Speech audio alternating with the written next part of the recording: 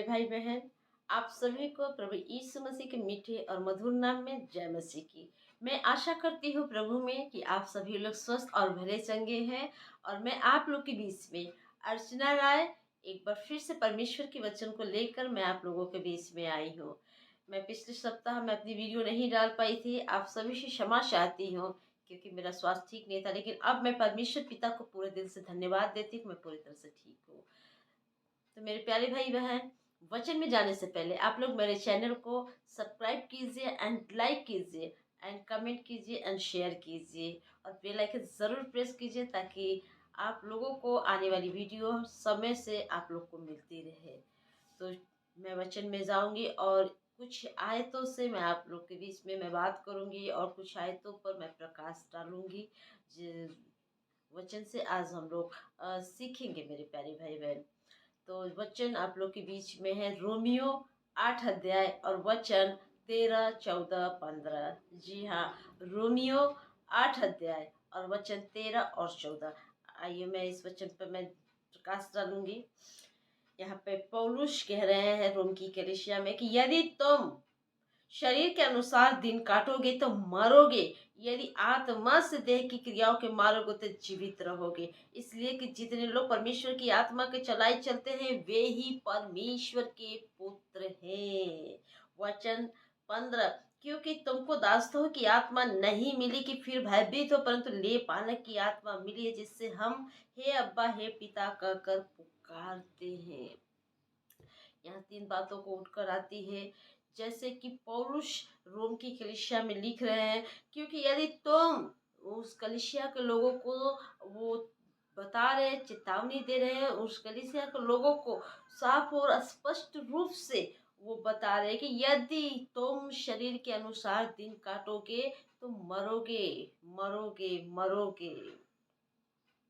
यदि आत्मा से देह की क्रियाओं के मारोगे तो जीवित रहोगे। लेकिन आज यही चीज लोगों में आज नहीं पाई जा रही है मेरे दोस्तों। प्रभु में आते तो हैं, प्रभु में विश्वास तो करते हैं, लेकिन क्या वो आत्मा के अनुसार वो चलते हैं? क्या अपने अंदर की लालसाओं को, अपने अंदर की बातों को, अपने अंदर की कमियां को क्या वो मारते हैं? अपनी ऐसे जो विरोध में उठते हैं, क्या उन इच्छाओं को अपने जीवन में खत्म करते हैं? क्या मारते हैं? बिल्कुल नहीं। लेकिन यहाँ पौलुस कह रहे हैं कि यदि तुम शरीर के अनुसार, लेकिन आज दिन काटोगे तो मरोगे। लेकिन अगर तुम आत्मा के चलाए चलते हो, अगर आत्मा के अनुसार से हम अगर देह की क्रियाओं को यानी अपनी अभिलाषाओं को हम मारते हैं तो हम जीवित रहेंगे।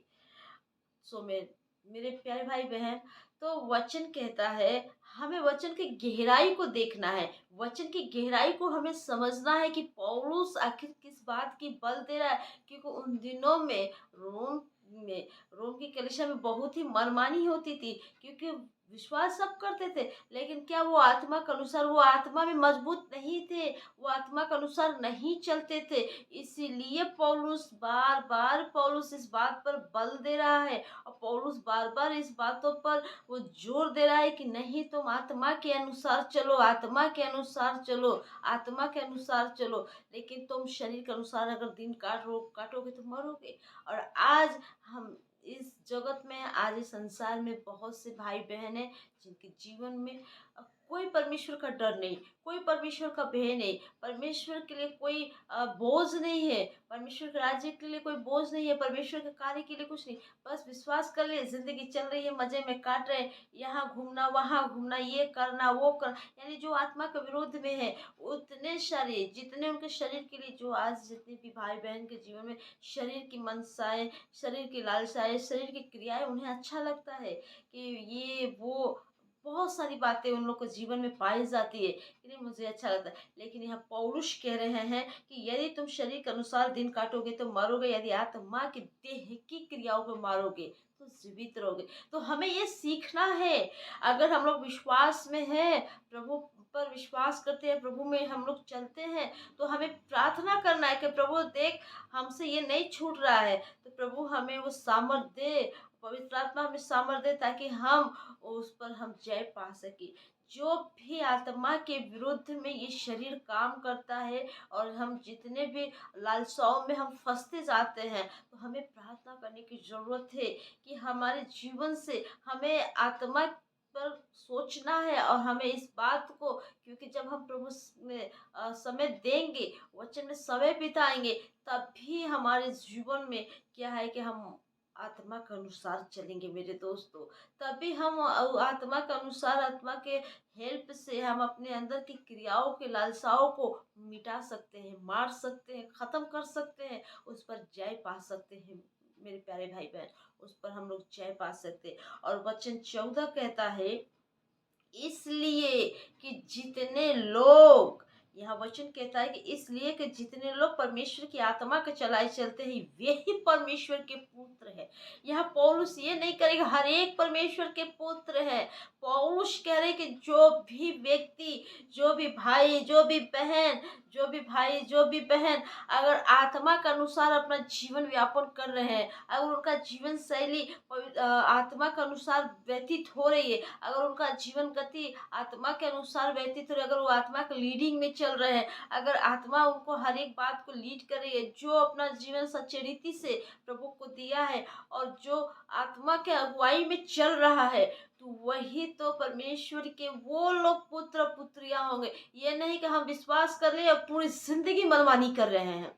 अगर हम विश्वास करके आप एहसान नहीं कर रहे हैं प्रभु पर, हम विश्वास कर कर और खूब पार्टी कर रहे हैं, बड़े बड़े पार्टियों में जा रहे हैं, यहाँ जा रहे हैं, वहाँ जा रहे हैं, वो मस्ती कर रहे हैं, ये मस्ती कर रहे हैं, तो क्या आप आत्मा के अनुसार चल रहे हैं? क्या अपने अंदर की आत्मा की हेल्प से क्या उन क्रियाओं को, उन लालसाओं को, उन खुशियों को आप मार सकते हैं, जब आपका मन ही उसमें लगा हुआ है मेरे प्यारे भाई बहन? तो इसलिए पौलुस कह रहे हैं कि तुम्हें शरीर के अनुसार दिन नहीं काटना है। तुम्हें जो जीवन मिला है आज मेरे प्यारे भाई बहन, जो हमें जीवन मिला है मसीह में, हमें उस जीवन के अहमियत को समझना है और हमें आत्मा के अनुसार चलना है और हमें ये बात को सीखना है कि हमें अपने अंदर की क्रियाओं को कैसे मारना है। क्योंकि वचन साफ और स्पष्ट रूप से यहाँ पौलुस कह रहे हैं कि अगर हम शरीर के अनुसार मनमानी जीवन जीते हैं, तो उसमें हमारी मृत्यु है। लेकिन अगर हम अपने अंदर की क्रियाओं को मारना सीखेंगे, हम आत्मा के अनुसार चलेंगे, तो हमें जीवन मिलेगा। और वचन 14 कहता है कि इसलिए कि जितने लोग परमेश्वर के आत्मा के चलाए चलते हैं, वे ही परमेश्वर के। यहाँ पे 100% श्योर हो गया है कि जो भाई, जो बहन, जो भी भाई बहन अगर आत्मा के अनुसार चलते हैं, वे ही परमेश्वर पिता का पुत्र और पुत्री, वे ही परमेश्वर के पुत्र और पुत्री हैं।